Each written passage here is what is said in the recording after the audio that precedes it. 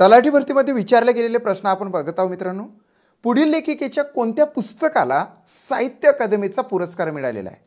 आता साहित्य अकादमीचा पुरस्कार आपल्या मराठी भाषेतील उत्कृष्ट अशा साहित्य संपदेला मिळत असतो। दुर्गा भागवत यांच्या कोणत्या साहित्य संपदेला, अर्थातच ललित लेख संग्रह असेल, कादंबरी असेल किंवा अन्य काय असेल, कोणत्याला साहित्य अकादमीचा पुरस्कार मिळालेला आहे? ऑप्शन आहे ऋतुचक्र, पयस, पंजाबच्या लोककथा आणि व्यासपर्व। आता हे चारही जे साहित्य कृती आहे त्या दुर्गा भागवत यांनीच लिहिलेल्या आहे। मात्र यातल्या कोणत्या साहित्य संपदेला साहित्य अकादमीचा पुरस्कार मराठी भाषेचा मिळालेला आहे असा प्रश्न आहे। आता आन्सर येते पयस। त्यांनी लिहिलेल्या ज्या काही साहित्य कृती आहे ते आपण आता बघत आहोत। आन्सर तर आपला आलेलाच आहे, पयस साहित्य अकादमीचा पुरस्कार प्राप्त झालेला आहे।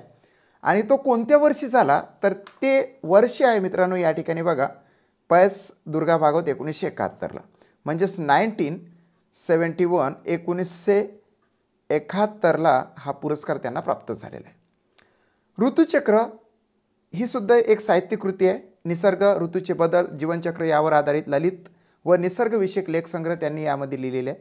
पंजाबच्या लोककथा, ज्याला पंजाबी लोककथा असं सुद्धा म्हटलं जाते, पंजाबच्या लोककथा, जनश्रुती, समजुती यांचे सुंदर संकलन आणि अभ्यास या लोककथांच्या माध्यमातून दिसून येतो। पयस वैचारिक आणि तत्वचिंतनात्मक लेखसंग्रह याच्यामध्ये आहे आणि सामाजिक आणि सांस्कृतिक विषयावर चिंतनसुद्धा या ललित लेखसंग्रहाच्या माध्यमातून आपल्याला दिसून येते।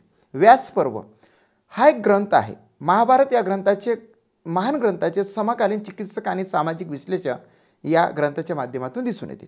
त्यातील पात्रे, विचार आणि घटनांचे आधुनिक दृष्टिकोनातून सादरीकरण झालेले आहे। फुलराणी आणि दुसऱ्या गोष्टी यासुद्धा साहित्यकृती त्यांच्याच आहे, जे की लघुकथा आणि बालसाहित्यामध्ये येतात। संशोधन आणि निबंधसुद्धा त्यांनी लिहिलेले आहे। प्रवास वर्णने आणि अनुभवेसुद्धा लिहिलेले आहे। आणि अन्यमध्ये जाऊया की या ठिकाणी ललित लेख संग्रह अन्य आहे, जसं की पयस हा सुद्धा एक ललित लेख संग्रह आहे। त्याप्रमाणेच त्यांनी डूब, दुपानी, गोधडी हे सुद्धा ललित लेख संग्रह लिहिलेले आहेत। भावमुद्रा ही एक त्यांच्यावरील ललित कादंबरी आहे। ह्या आहेत दुर्गा भागवत। आता साहित्य अकादमी पुरस्कार, मराठी साहित्य अकादमी पुरस्कार कोणत्या आणि कोणाकोणाला मिळालेले आहे त्या संदर्भातील हा एक प्रोजेक्ट आहे मित्रांनो। यामध्ये बघा सर्वच्या सर्व माहिती तुम्हाला दिलेली आहे। शेवटी एवढं सांगतो की जर का तुम्ही चॅनल सबस्क्राईब केलं नसेल तर मित्रांनो चॅनल सबस्क्राईब करा।